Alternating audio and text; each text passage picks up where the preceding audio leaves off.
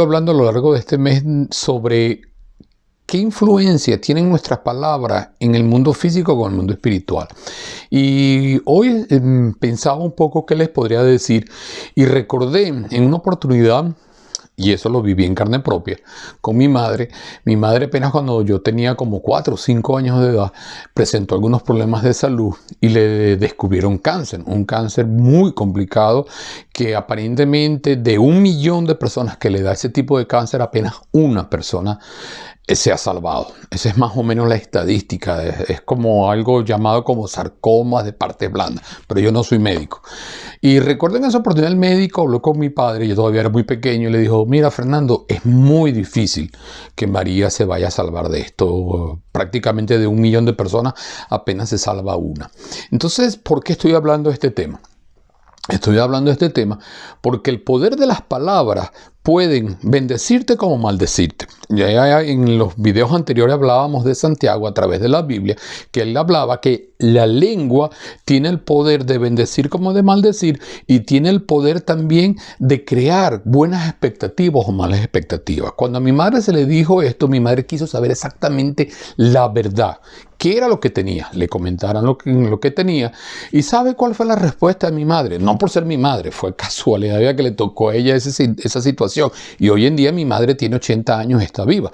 Mi madre dijo: la última palabra en mi vida la tiene Dios y no la tiene el hombre y no la tienen los médicos. Yo no me moriré de esto porque todavía tengo un hijo pequeño, y el tiempo que yo necesito estar todavía aquí en la tierra no lo determina un hombre, no lo determina un médico, lo determina Dios en mi vida.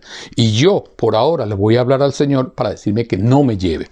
Esto parece así un poco como de locos o religioso o espiritista, pero mi madre en ese momento proclamó palabras positivas hacia su vida. Ella no se rindió. Ella de alguna manera, a pesar de estar abatida por la situación que era real, con un cáncer prácticamente terminal, ella decidió creer en que sí podía tener una oportunidad de seguir viviendo.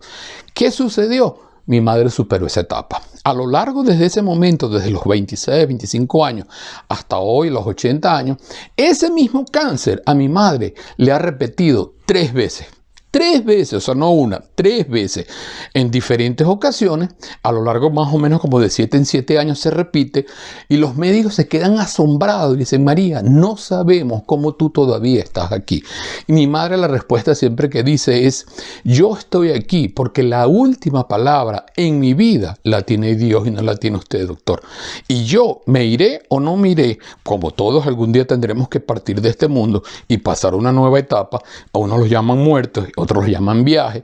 Mi madre ha dicho: yo miré cuando Dios me llama. Entonces, lo que les quiero hoy decir y transmitir desde aquí de Alemania es que cuando estemos en situaciones críticas, complicadas, a pesar que la realidad nos diga que las cosas están muy difíciles para nosotros, inclusive a veces con situaciones con nuestros hijos, nosotros lo que tenemos que es proclamar palabras de bendición.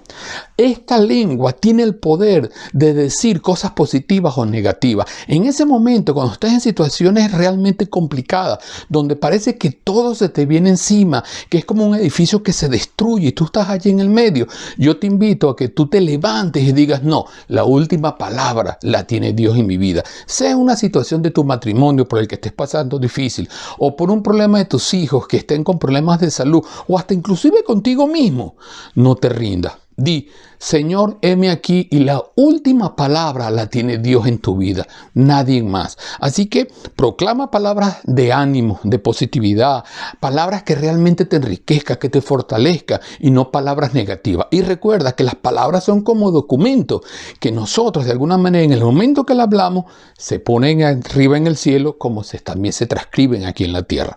Así que desde aquí Alemania, Lucio de Sousa, como de costumbre, a lo largo de este mes vamos a estar hablando del poder de las palabras. Te invitamos a que nos acompañes, que compartas estos mensajes con otras personas que posiblemente puedan ser de bendición y les pueda ayudar a animar a otras personas, y recordándote siempre que hagas bien y no mires a quién.